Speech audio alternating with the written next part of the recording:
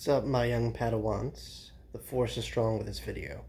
In case you didn't know, I'm totally going to geek out on Star Wars, so be prepared. Um, so yeah, what's up? I hope all of you are doing well, staying safe, and all that jazz. I just wanted to, talk to you guys real quick about Star Wars stories, I guess. Um, See, Star Wars, the films, they have like a set of films that follow each other, you know. You had episode, 1, 2, and 3, the Skywalker saga, a bunch of little side films that link up with the main series. Confused yet? So, I pretty much want to talk about my favorite, I guess if you want to call them prequels. But, yeah, nonetheless, they're all part of the greater Star Wars universe, and they're awesome. So, the first one on my list is definitely Rogue One. I just think it's awesome. Has the most warfare, I want to say, in any of the other Star Wars films. I mean, there's a beach assault. Yeah, a beach assault. Who would have thought, right? And films based in space. Espionage. Drama, all that stuff wrapped into one. It's cool. It's a fun movie. A little darker in tone, I think, and just the way it's filmed, it has it's still shot beautifully, but the film itself, not the quality, but the film itself just feels more like gritty, you know. So, quick little synopsis of what it's about. Basically, Road One. So, you got this chick, Jyn Erso. Her dad's like a big shot, works for the Empire, building the Death Star. So this is before the Death Star even became a thing. And he doesn't kind of like his job, likes his family a lot more. So they kind of mess it up for him and force him into, completing the Death Star. So this leaves her like stranded years later. She's an adult now and she wants revenge. Enter the other character, Cassian Andor. So he's like a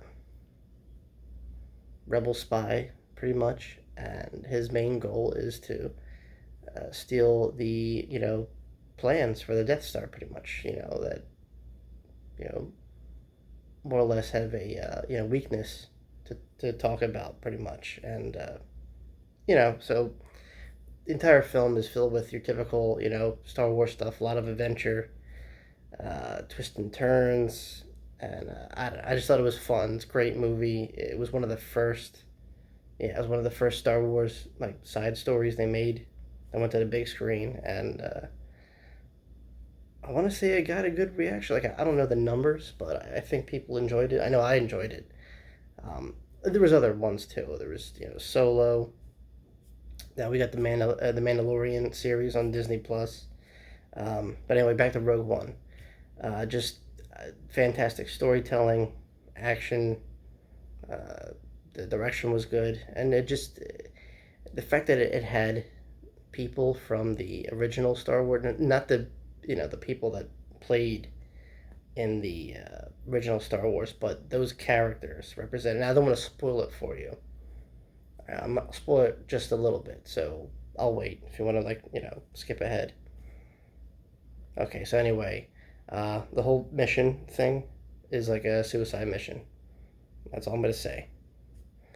Uh, Take that how you will, pretty much. If you want to know more about what's going on in the film, rent it on Amazon Prime or something. I don't know, whatever it is you do to stream films. Anyway, yeah, there was a lot of familiar faces that showed up. In fact, at the very end, which was like pretty cool because it segues right into A New Hope. For those who don't know what the heck I'm talking about, New Hope was the first Star Wars film like ever, live action anyway, that your parents probably saw growing up. So yeah, this boom, that like it probably could be edited together into one very long movie. or series.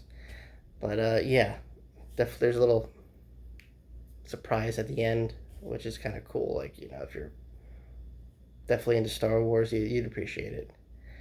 But yeah, that's all I got to say about Rogue One. I liked it. I thought it was action. It's not. I mean, it has it's some of its funny moments, but I think it's played very serious, and it's just an overall fun movie, and definitely a good addition to Star Wars. My second side story, I guess, if you want to call it a side story, is actually a series. I mentioned it earlier, Themandalorian. I'm a sucker for bounty hunters, especially growing up.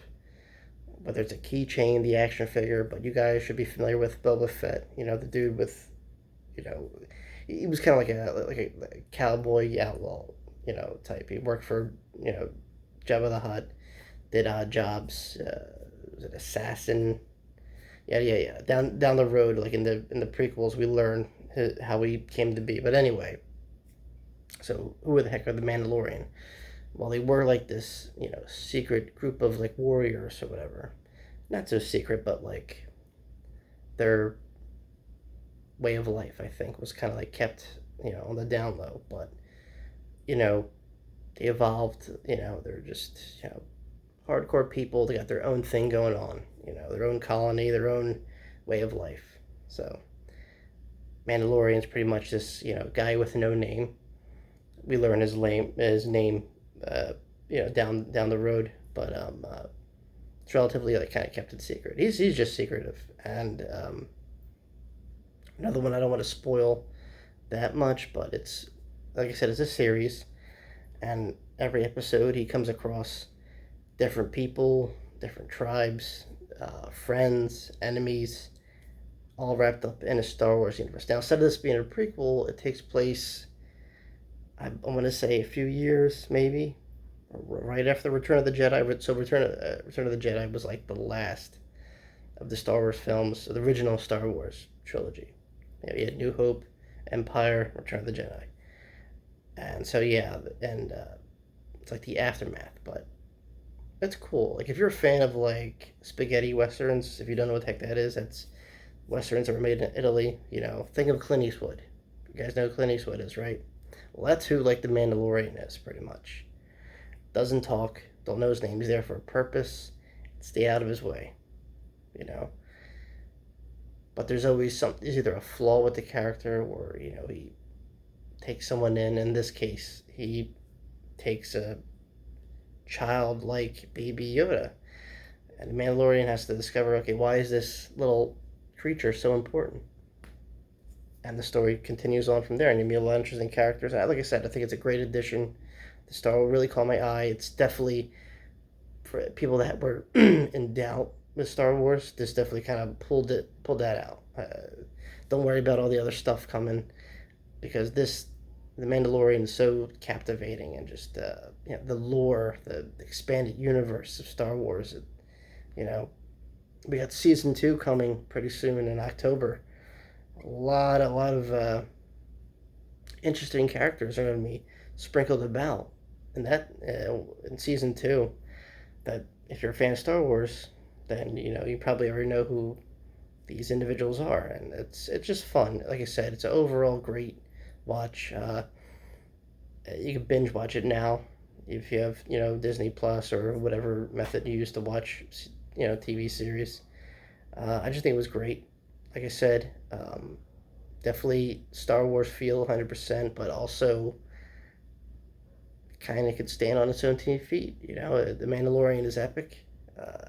It's badass, and it just for someone to wear like a mask during every scene, you have to convey your emotions another way, and that's hard to do. So this guy does it, and if you're a fan of sci-fi Star Wars stuff, like I said, but definitely check it out. Just saying. All right, guys. So yeah, that's it for pretty much the side stories. Rogue One is up there, and The Mandalorian, and I can't wait for season 2. So I didn't mention Solo. Solo was another side series that pretty much kind of tells the story of Han Solo, the other famous. And he had Luke Skywalker and then Han Solo. So this is that. Um, yeah, I feel like it needed to be more fleshed out. Maybe I don't know. I heard the production was like a little funny when they were doing Solo. So regardless, it's a great film, but just not one of my top favorites. Um, so yeah, that's it. I still love the original trilogy and the movies that followed, even though because people could pick or choose which ones they like, which ones they don't like, or don't like any of them at all. But yeah, as far as side stories go, definitely great additions to the main Star Wars saga. So if you're a fan of Star Wars, if you want to get into it and know the backstory a little bit, those two things, Rogue One and Mandalorian, definitely flesh it out. So, helps you out. And that's all I gotta say. Thanks for listening. I mean, you could have picked any video or any other channel, but you picked mine. So thank you guys. Um, so yeah, as far as the next video goes, I think I might, stay on this track with reviews or, film-based stuff or video games maybe. I'm going to kind of like stay clear of the political stuff. Kind of drags me down. So this is more uplifting, I think. Excuse me. So yeah, that's all I got to say. I hope you liked it. Leave me a message if you want to tell me your favorite, what's your favorite Star Wars movie? Is it one of the side stories? Let me know. Is it one of the novels? I'm interested. As always, thanks for listening. And until next time, guys, stay safe, stay healthy. Peace.